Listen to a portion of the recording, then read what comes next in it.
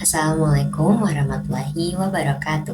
Perkenalkan, nama saya Sabrina Nuraini dari kelas 10 5. Di sini saya akan menjelaskan tentang materi-materi yang sudah dipelajari di semester 2 ini. Materi-materi yang sudah dipelajari di semester 2 ini antara lain lari jarak pendek, senam irama, renang gaya dada, lompat jauh, dan yang terakhir ada kebugaran jasmani. Yang pertama yang akan kita bahas adalah lari jarak pendek. Lari jarak pendek merupakan salah satu cabang olahraga atletik yang menuntut kecepatan tinggi dalam jarak yang relatif singkat. Lari jarak pendek sering disebut dengan sprint, sehingga pelari atau atlet lari jarak pendek disebut dengan sprinter. Nomor lari jarak pendek berjarak 100 hingga 400 meter. Selanjutnya ada teknik dasar lari jarak pendek. Yang pertama ada teknik start. Ada 3 macam teknik start dalam lari jarak pendek. Yang pertama, start pendek atau bunch start. Yang kedua, start menengah atau medium start. Yang ketiga, start panjang atau long start. Terdapat 3 urutan atau langkah-langkah dalam teknik start lari jarak pendek. Yang pertama yaitu aba-aba bersedia, di mana pelari menempatkan tangan di belakang garis start dengan jari yang membentuk huruf V terbalik dan tubuh condong ke depan. Yang kedua ada aba-aba siap. Atlet mengangkat pinggul lebih tinggi daripada bahu dan pandangan lurus ke depan. Yang ketiga ada aba-aba ya atau suara pistol. Saat itu posisi tubuh diluruskan dan diangkat, kemudian kaki menjadi tumpuan. Kedua lengan diangkat dari tanah dan diayunkan seirama dengan gerak lari. Kemudian selanjutnya ada teknik lari atau teknik saat berlari. Kaki bertolak sekuat-kuatnya dan tangan diayunkan ke depan dan ke belakang. Kemudian pandangan fokus ke depan atau ke garis finish. Untuk menyesuaikan ayunan lengan, condongkan dan rilekskan badan. Angkat kaki setinggi mungkin untuk membuat langkah lebih besar dan maju secepat mungkin ke garis finish. Selanjutnya ada teknik finish atau teknik melewati garis finish. Pastikan untuk terus berlari tanpa melambat atau mengubah kecepatan. Ada beberapa teknik saat melewati garis finish. Yang pertama, kepala atau dada dicondongkan ke depan. Yang kedua, bahu dijatuhkan, salah satu bahu dijatuhkan ke depan. Dan yang ketiga, lari secepat mungkin sampai melewati garis finish beberapa meter. Materi yang kedua yaitu senam irama. Senam irama merupakan senam yang memiliki bermacam gerakan dan dilakukan seirama dengan musik. Senam irama memiliki tahapan gerak berirama yaitu pemanasan, inti, dan pendinginan.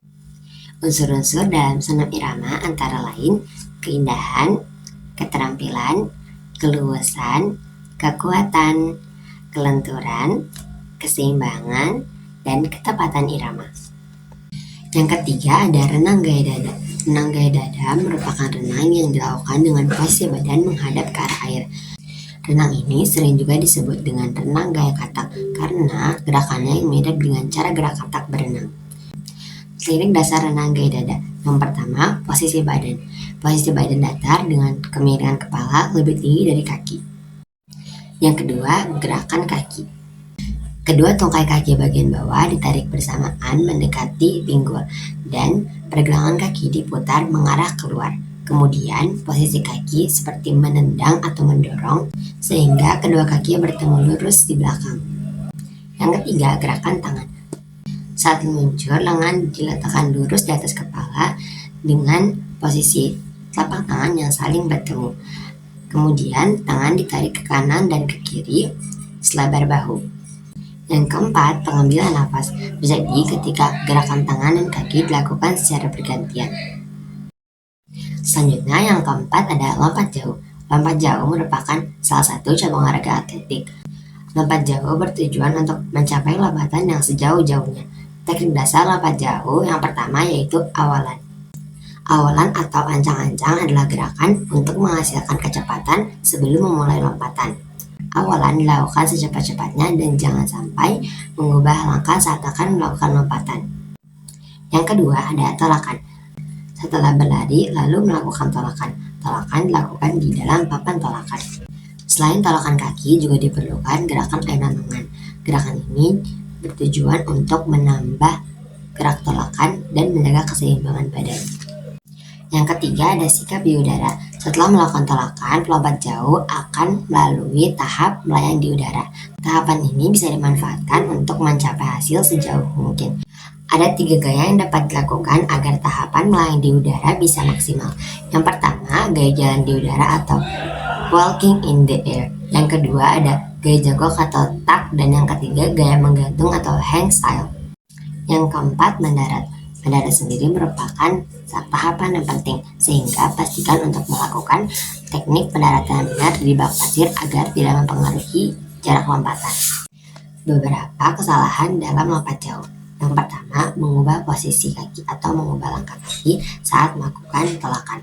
Saat melakukan tolakan tidak boleh untuk mengubah langkah kaki. Yang kedua, kurangnya ketinggian saat melayang di udara. Biasanya ini terjadi karena kurangnya tenaga saat melakukan tolakan.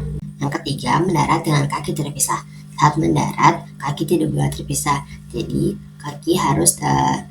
kedua kaki harus menyentuh bak pasir secara bersamaan. Jadi tidak boleh satu-satu. Dan yang terakhir, mendarat di luar bak pasir. Untuk pendaratan harus di dalam bak pasir, tidak boleh di luar bak pasir. Yang terakhir atau yang kelima yaitu kebugaran jasmani. Kebugaran jasmani adalah kemampuan seseorang untuk melakukan satu pekerjaan dengan baik tanpa merasakan lelah yang berlebihan. Komponen-komponen kebugaran jasmani antara lain koordinasi, ketepatan, kecepatan, kelincahan, kelenturan, keseimbangan, daya tahan, daya ledak, komposisi tubuh, dan kekuatan. Beberapa contoh latihan kebugaran jasmani. Yang pertama, push up untuk melatih kekuatan otot dada, otot lengan, dan otot bahu. Yang kedua ada sit up untuk melatih kekuatan otot perut. Yang ketiga ada back up untuk melatih kekuatan otot punggung. Dan yang keempat ada naik turun tangga untuk melatih kekuatan dan daya tahan. Beberapa manfaat kebugaran jasmani antara lain menjaga kesehatan tulang, mengontrol kadar gula darah, mencegah stres dan depresi, menjaga berat badan. Sekian penjelasan dapat saya sampaikan, kurang lebihnya mohon maaf. Wassalamualaikum warahmatullahi wabarakatuh.